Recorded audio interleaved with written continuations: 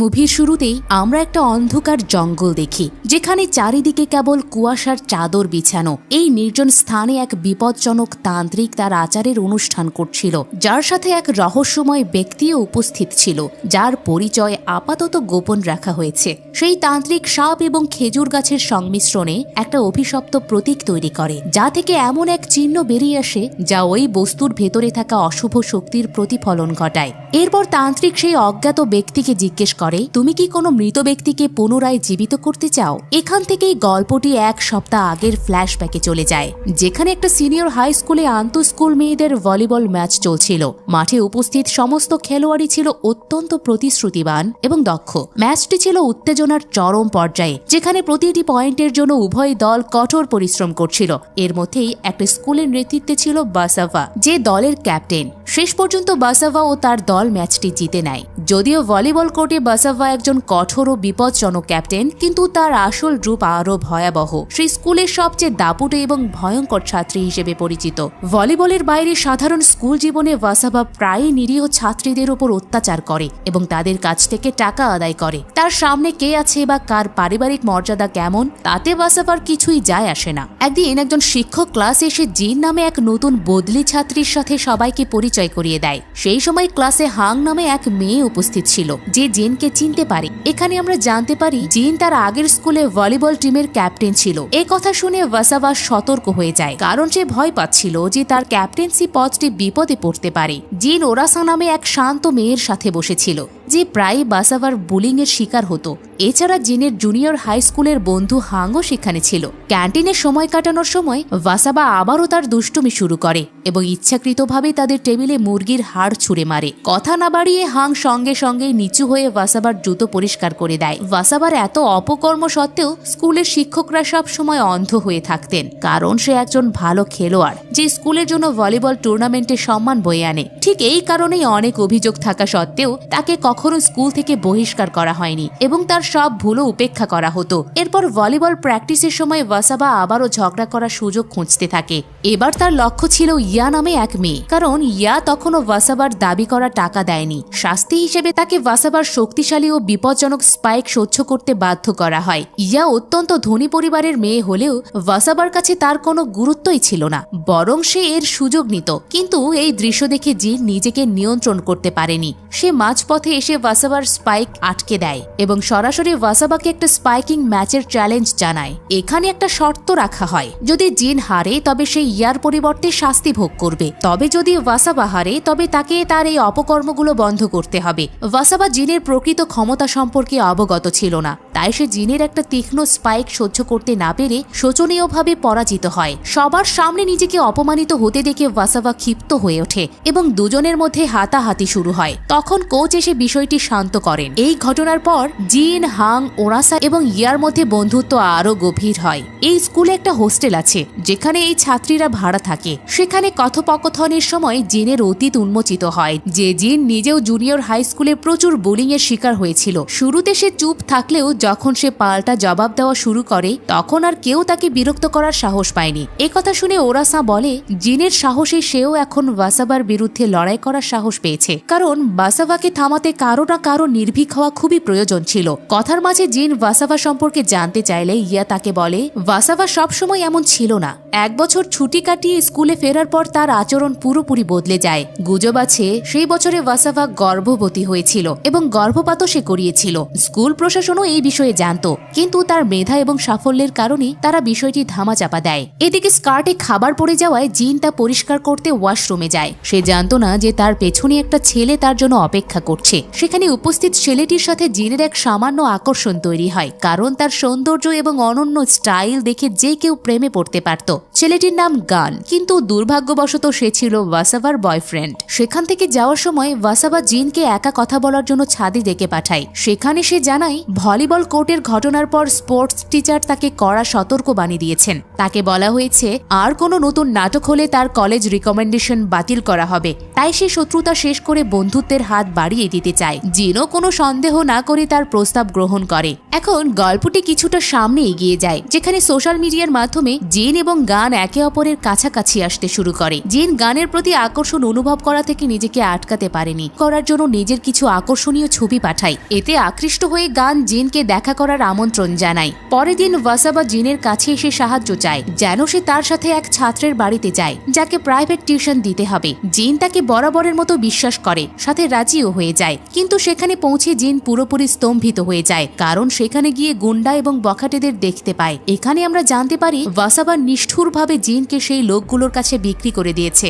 জিন নিজের জীবন বাঁচাতে সেই পশুদের বিরুদ্ধে আপ্রাণ লড়াই করে এবং কোনো মতে সেখান থেকে পালিয়ে আসতে সক্ষম হয়। এই ঘটনা জিনের ধৈর্যের বাঁধ ভেঙে দেয়। রাগের মাথায় সে স্কুলে ওয়াসাবাকে আক্রমণ করে, কিন্তু প্রমাণের অভাবে সে তার কিছুই করতে পারে না। উল্টো অন্য ছাত্ররা তার রাগের ভিডিও রেকর্ড করতে থাকে, যার ফলে জিনকে পিছিয়ে আসতে হয়। ওয়াসাবার উপর অপমানের প্রতিশোধ নিতে জিন এক নতুন পরিকল্পনা করে। সে ওয়াসাবার কাছ থেকে গানকে ছিনিয়ে নেবে। এজন্য সে গানের সাথে দেখা করার পরিকল্পনা করে, কিন্তু দুর্ভাগ্যবশত দেখা করার আগেই ওয়াসাবা ইঙ্গিত পায় যে গানের জীবনে অন্য কোনো মেয়ে এসেছে। এই নিয়ে তাদের মধ্যে প্রচন্ড তর্কাতর্কি শুরু হয়। গান ইতিমধ্যে ওয়াসাবার আচরণে বিরক্ত ছিল। শেষ পর্যন্ত সে সত্যিটা বলেই দেয়। সে বলে হ্যাঁ, তার জীবনে অন্য কেউ এসেছে। এই কথা বলে গান সেখান থেকে যাওয়ার সময় হঠাৎ মনে পড়ে সে তার ফোন ফেলে এসেছে। কিন্তু যখনই সে ফোন নিতে পেছনে ঘোরে, ওয়াসাবা হঠাৎ করে ছুরি দিয়ে তাকে আক্রমণ করে। রাগে অন্ধ হয়ে ওয়াসাবা বুঝতে পারছিল না যে সে কি করছে। এই রক্তপাতের পর স্কুল কর্তৃপক্ষ অত্যন্ত দুঃখের সাথে ওয়াসাবাকে স্কুল থেকে বহিষ্কার করে, যা তার জীবনের সবচেয়ে বড় আক্ষেপ এবং গভীর ক্ষত হয়ে দাঁড়ায়। কিন্তু এর কিছুদিন পরেই স্কুলে আবারও চাঞ্চল্য ছড়িয়ে পড়ে,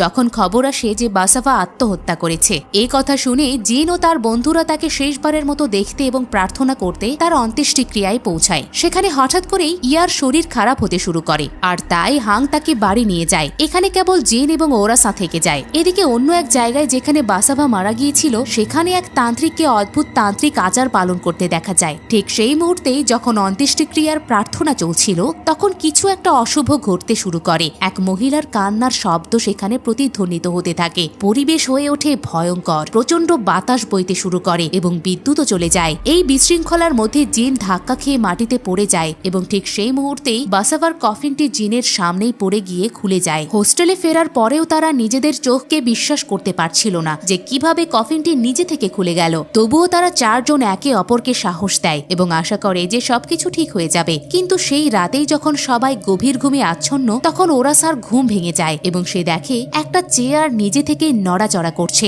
আতঙ্কে সে জিনকে ডাকার চেষ্টা করে, কিন্তু অনেক ক্লান্তির কারণে জিমের ঘুম ভাঙে না। ইতিমধ্যে ওয়াসাবার বিচরণকারী আত্মা ঠিক ওরাসার ওপরে চলে আসে। তার চিৎকারে অন্য বন্ধুরাও জেগে ওঠে আর তাকে বোঝানোর চেষ্টা করে যে এটি কেবল একটা দুঃস্বপ্ন ছিল। এরপর তারা আবারও ঘুমানোর চেষ্টা করে, কিন্তু ওরাসার আতঙ্ক শেষ হয়নি। ঘুমের মধ্যেই সে নিজেকে দেয়ালে দাঁড়িয়ে থাকা অবস্থায় দেখে। তার শরীর শূন্যে ঝুলে আছে। সে চিৎকার করার চেষ্টা করে, কিন্তু তার মুখ চলে না। এরপর ধীরে ধীরে একটা দড়ি উপরে উঠে এসে তার গলায় চেপে বসে এবং ওরাসা বাঁচার জন্য লড়াই করতে থাকে। ঠিক তখনই ওয়াসাবার আত্মা নিষ্ঠুরভাবে তার মাথা থেঁতলে দেয়। কিন্তু বাস্তবে এটিও ছিল তার একটা দুঃস্বপ্ন। পরের দিন স্কুলে তোলপাড় শুরু হয়, কারণ খেলার মাঠে তান্ত্রিক আচারের অবশিষ্টাংশ পাওয়া যায়। জিন ও তার বন্ধুরা সেখানে পৌঁছে স্কুলের পরিচ্ছন্নতা কর্মীর কাছে এ বিষয়ে জানতে চায়। মহিলাটি তখন ব্যাখ্যা করে এটি একটা আত্মাকে ডাকার প্রক্রিয়া এবং এই চিহ্নগুলো স্পষ্ট করে দেয় যে এটি কালো জাদু। তিনি আরো বলেন যে এই আচারের উদ্দেশ্য হলো একটা প্রতিশোধ পরায়ণ আত্মাকে জাগিয়ে তোলা, যা কিনা আগামী 3 দিন তার শিকারদের পিছু নেবে। প্রথম দিন সে শুধু তার নিজের উপস্থিতিতে ভয় দেখাবে, কিন্তু শেষ দিনে সে কোনো সুযোগ না দিয়েই তার শিকারকে হত্যা করবে। সেদিন থেকেই ওয়াসাবার আত্মার আতঙ্ক শুরু হয় এবং সে একে একে সবার সামনে উপস্থিত হতে থাকে। ইয়া অনুভব করে যে ওয়াসাবার আত্মা উপরে ঝুলে আছে এবং হঠাৎ তার দিকে মাথাবিহীন অবস্থায় এগিয়ে আসছে। অন্য মেয়েরা অবাক হয়ে ইয়াকে অদ্ভুত সব আচরণ করতে দেখছিল,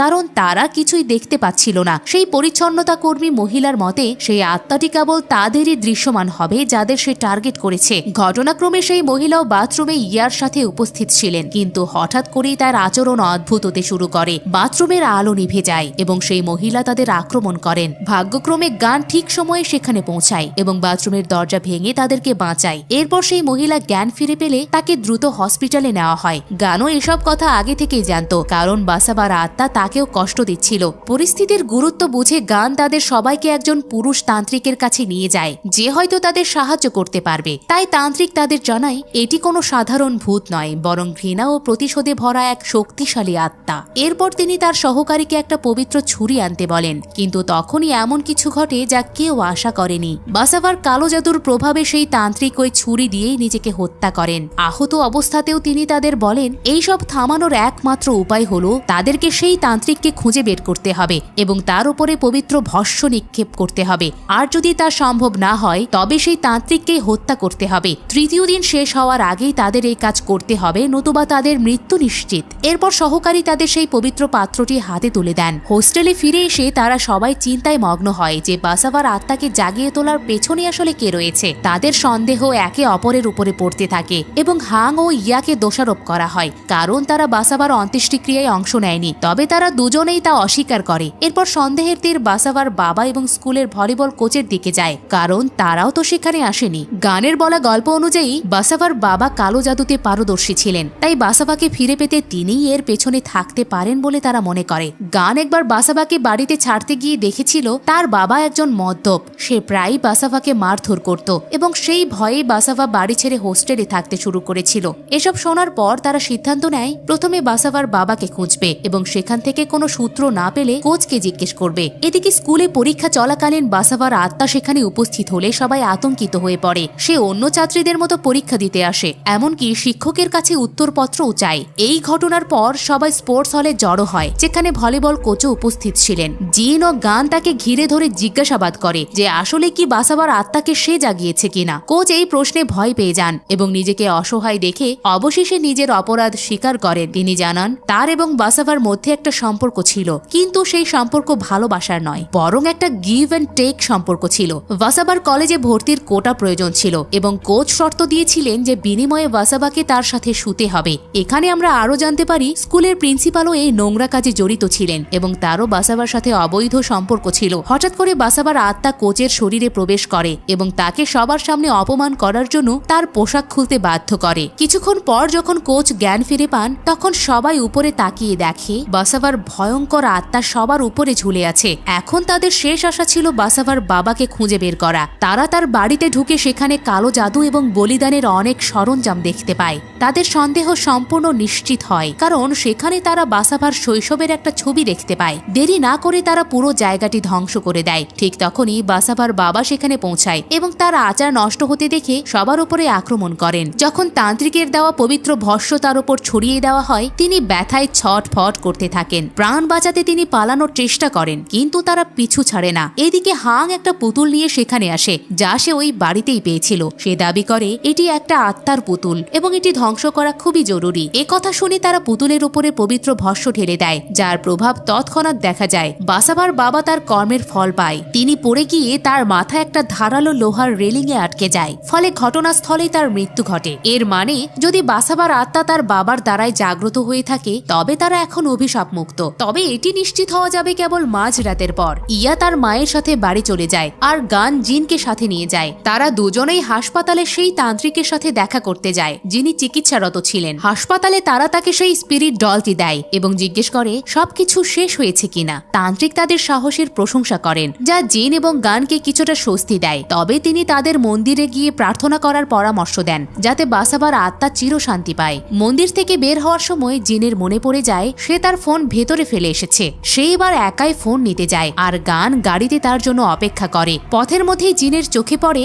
রাস্তার ধারে এক বিক্রেতা তান্ত্রিক সামগ্রী বিক্রি করছে। সেখানে রাখা একটা জিনিস তাকে অবাক করে দেয়, কারণ এটি ঠিক বাসাভার বাবার বাড়িতে দেখা সেই পুতুলটির মতো। বিক্রেতা ব্যাখ্যা করেন এটি হলো বন্য শূকরের বমি, যা অশুভ শক্তি তাড়ানোর রক্ষা কবচ হিসেবে ব্যবহৃত হয়। তখনই জিনের মাথায় বুদ্ধি খেলে যায়। তার মনে পড়ে যায় হাং তাকে বাড়িতে থাকা ঠিক এমন একটা জিনিসই ধ্বংস করতে বলেছিল আর তাকে বলেছিল সেটি স্পিরিট ডল। জিন বুঝতে পারে হাং তার সাথে মিথ্যে বলেছে। আতঙ্কে যখন টাইম দেখে তখন বাজে রাত 11:58, অর্থাৎ মাঝরাত হতে আর মাত্র 2 মিনিট বাকি। ইতিমধ্যেই হাসপাতালে সেই তান্ত্রিককে বাসাভার আত্মা আক্রমণ করে হত্যা করে। তার পরবর্তী লক্ষ্য ছিল গান, যে গাড়িতে বসে জিনের জন্য অপেক্ষা করছিল। তার গাড়ি নিজে থেকে চলতে শুরু করে এবং এক ভয়াবহ দুর্ঘটনায় গানের মৃত্যু ঘটে। একটা লোহার রড তার মাথায় ঢুকে যায় এবং জিন অসহায়ভাবে তার চোখের সামনে এই ভয়ঙ্কর দৃশ্য দেখে। সে আতঙ্কিত হয়ে হাসপাতালে ফিরে আসে এবং তান্ত্রিকের মৃতদেহের পাশে সেই পবিত্র ছুরিটি দেখতে পায়। পায়। জিন নিঃশব্দে ছুরিটি তুলে নেয়।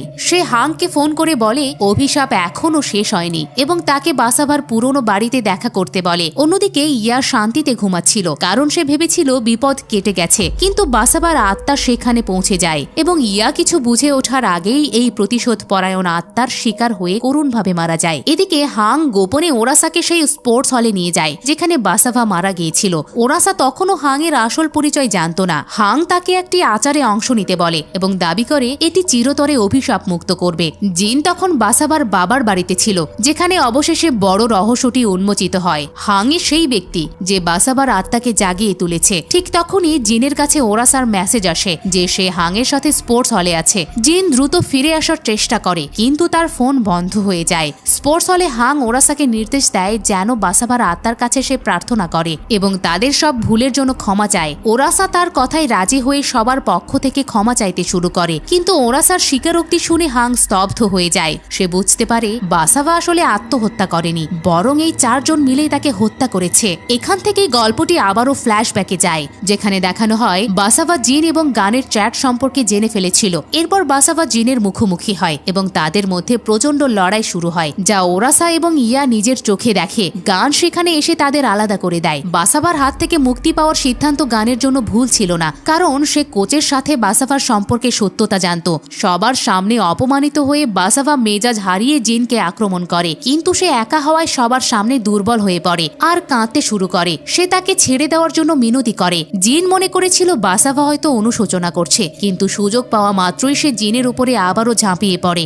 নিজেকে তার কবল থেকে মুক্ত করার জন্য জিন যখন বাসাভাকে জোরে ধাক্কা দেয়, বাসাভার মাথা একটা লোহার রডে লেগে যায় এবং সে ঘটনাস্থলেই মারা যায়। সবকিছু দেখে তারা খুবই ভয় পেয়ে যায়, কারণ এটি ছিল একটা দুর্ঘটনা। কিন্তু জিন তাদেরকে বোঝায় যে বেঁচে থাকতে বাসাভা তাদের জীবন অতিষ্ঠ করে তুলেছিল এবং অনেক মানুষকে কষ্টও দিয়েছে, তাই তার মৃত্যুতে কান্নাকাটি করার কোনো মানেই হয় না। তাই সবাই মিলে এটিকে আত্মহত্যার রূপ দেওয়ার পরিকল্পনা করে। তারা ক্রাইম সিনে এমন কিছু প্রমাণ রেখে যায় এবং সিসিটিভিকে ফাঁকি দেয় যাতে মনে হয় বাসাভা আত্মহত্যা করেছে। মেয়েদের একজন বাসাভার ইউনিফর্ম পরে সিসিটিভির সামনে দিয়ে হেঁটে যায়, যাতে ধারণা তৈরি হয় যে বাসাভা আত্মহত্যার প্রস্তুতি নিচ্ছিল। কিন্তু ঘটনাক্রমে বাসাভা যে রাতে মারা যায়, হাং সেখানে উপস্থিত ছিল না। গল্পটি এবার বর্তমানে ফিরে আসে, যেখানে হাং স্বীকার করে যে সেই বাসাভার আত্মাকে জাগিয়েছে। বাসাভার মৃত্যুর পর হাং পাগলপ্রায় হয়ে এক তান্ত্রিকের খোঁজ পায় এবং তার কাছ থেকে আত্মাকে ফিরিয়ে আনার তান্ত্রিক পদ্ধতি শেখে। এরপরই বাসাভার আত্মা ফিরে আসে। এরপর যখন জিন স্পোর্টস হলে পৌঁছায়, তখন সেখানের দৃশ্য দেখে সে স্তব্ধ হয়ে যায়, কারণ ওরাসা সেখানে মারা গিয়েছে। জিন চিৎকার করে হাংকে জিজ্ঞেস করে সে কেন বাসাভাকে জাগালো, যেখানে জীবিত অবস্থায় বাসাভা তাকেই সবচেয়ে বেশি বুলিং করত।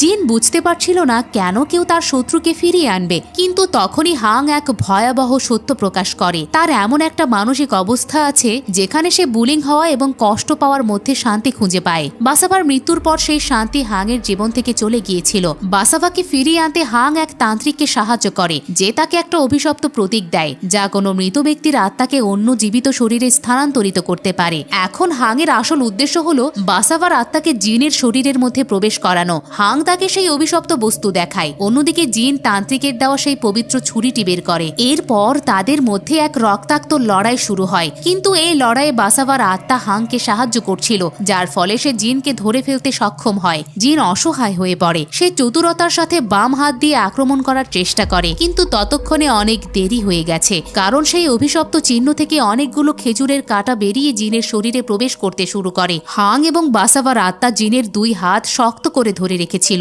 সেজন্য সে অভিশপ্ত কাঁটাগুলোকে আটকাতে পারছিল না। কিছু সময় এভাবেই কেটে যায় এবং সবকিছু আগের মতো স্বাভাবিক দেখাতে শুরু করে। জিন বেঁচে আছে এবং হাং তার সাথেই আছে, কিন্তু এখন সেই শরীরের ভেতরে বাসাভার আত্মা বসতি গড়েছে। জিন এখন ঠিক বাসাভার মতোই আচরণ শুরু করে এবং সে আগের মতো নিষ্ঠুর অত্যাচারী হয়ে ওঠে। এটি দেখে হাংয়ের চোখে এক অদ্ভুত আনন্দ এবং উন্মাদনা কাজ করে। এই দৃশ্যের মাধ্যমেই মুভিটি সমাপ্ত হয়। কিন্তু কোনো আত্মাকে ফিরিয়ে আনার এই জেদ কি শুধু জিনের জীবনই নষ্ট করবে, নাকি এই ধারা আরও চলবে, তা না হয় তোমরা কমেন্ট করেই জানাও।